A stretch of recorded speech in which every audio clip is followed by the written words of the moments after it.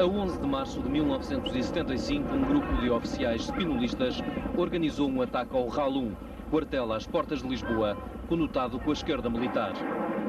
Aviões da Força Aérea e tropas paraquedistas metralharam aquela unidade que resistiu, impedindo desse modo a concretização do golpe.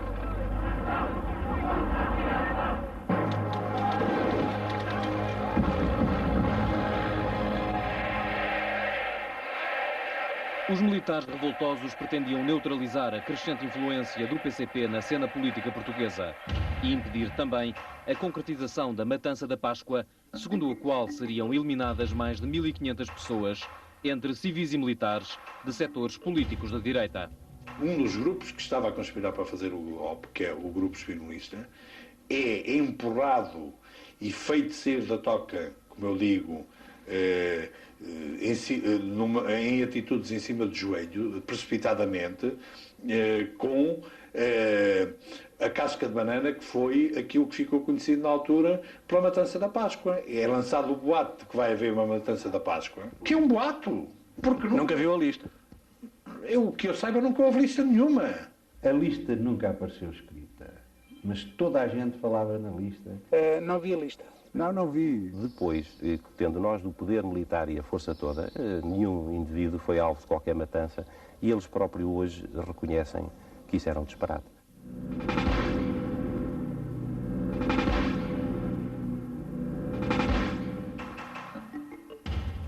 Para a execução da Matança da Páscoa, corriam rumores de que se encontravam em Lisboa Tupamar, os guerrilheiros guevaristas do Uruguai, que também ninguém viu. A situação era a seguinte: havia um quartel militar que tinha sido ocupado por civis. Nesse quartel existiam tupamaros e haviam forças extremistas e civis, e era necessário que eles desocupassem esse quartel. Havia tupamaros? Isso é um disparate. Eu penso que isso nem deve ser levado a sério, sabe que a própria negativa poderia dar a ideia de que o assunto mereceria a negativa. Não merece. Acontece que há um homem que deve ter sido um ponto de apoio muito débil no Uruguai, dos tupamaros, que estava exilado na Suécia, mas que nunca tinha sido guerrilheiro, nem nunca tinha sido, muito menos chefe guerrilheiro tupamaro, que se exilou em Portugal, nessa altura. E que foi, eu sei que foi visitar com outros sul-americanos, num determinado momento, o Rolis, para uma conversa sobre a luta, digamos, revolucionária na América Latina. É espantoso que isto aparece, depois referido, como os tupamaros invadiram o Rolis. É ridículo, é completamente ridículo. E isto só pode ter sido uma intoxicação à extrema-direita militar que fez o golpe de Estado. E só pode ter sido intoxicação, digamos, a partir de alguns serviços que funcionavam no Rolis, alguns serviços secretos que funcionavam no Rolis.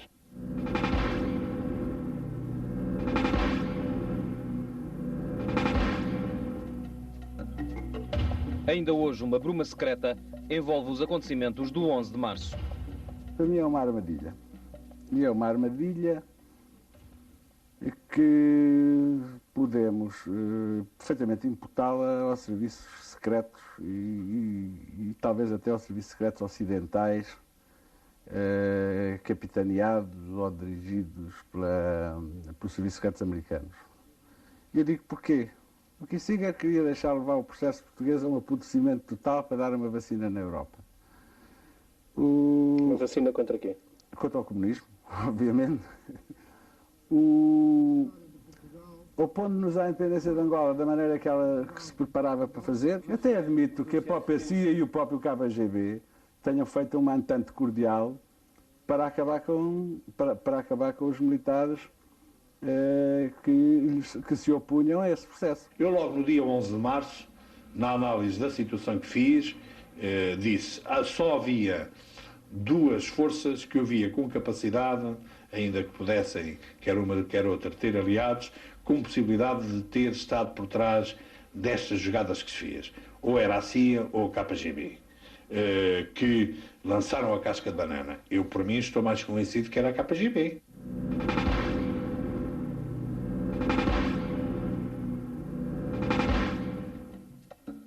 Spínola faz uma ronda pelos quartéis antes de 28 de setembro de 1974 para exortar à pureza do MFA, fórmula de excluir o PCP de todo o processo.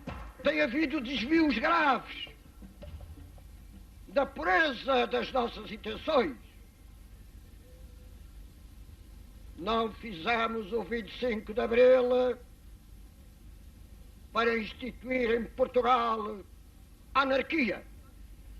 Vão ser tomadas medidas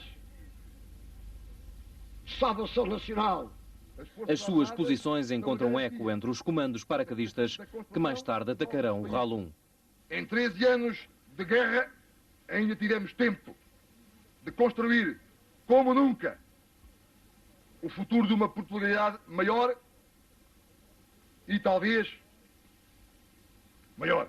Para Vossa Excelência, meu general, pode Vossa Excelência contar connosco em qualquer circunstância para que o programa das Forças Armadas seja cumprido com responsabilidade, com isenção e sem oportunismos. Em consequência do 28 de setembro de 1974, Spínola renuncia à presidência da República. Perante a total impossibilidade de, no atual clima, se construir uma democracia autêntica ao serviço da paz e do progresso do país, renuncio ao cargo de Presidente da República. Costa Gomes assume a chefia do Estado. Até 11 de março de 1975, assiste-se a um redobrar das lutas sociais. Entre os militares domina o espírito conspirativo. Eu recordo que, na altura, toda a gente conspirava e contra-conspirava. Toda a gente conspirava, uns para um lado, outros para o outro. Era fatal. O senhor também conspirava. Mas eu sempre estive, mas eu nunca, eu só estou a dizer, eu, nesta de 11 de março, não estive. Fui arrastado porque conspirava noutra. Mas desde o princípio. Desde o princípio, pelo amor de Deus. Isso eu não nego.